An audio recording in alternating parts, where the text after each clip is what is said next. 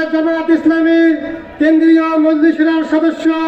রংপুর দিনাজপুর অঞ্চলের সম্মানীয় টিম সদস্য, সাবেক জেলা আমির জনাব আব্দুর রশিদ।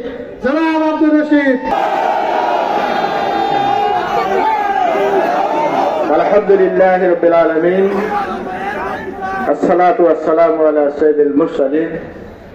ওয়া আলা আলিহি ওয়া সাহবিহি আজমাইন। বাংলাদেশ জামাত ইসলামী নীলফামারী জেলা শাখা কর্তৃক আয়োজিত আজকে আমাদের প্রান্তীয় নেতা এটিএম আজহারুল ইসলাম ভাইয়ের মুক্তির দাবিতে মজলুম জননেতা, রংপুরের কৃতি সন্তান, বাতিলের আতঙ্ক, বিপ্লবী নেতা এটিএম আজহারুল ইসলাম ভাইয়ের নিঃশর্ত মুক্তির দাবিতে বিক্ষুব্ধ জনতা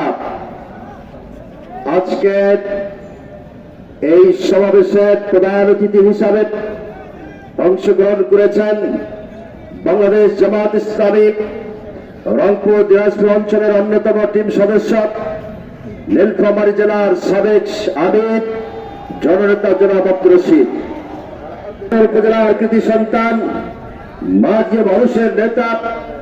বিশিষ্ট শিক্ষাবিদ, নীলফামারী জেলা জামাতের সম্মানীয় নায়েব আমির ডক্টর খায়রুল আলম,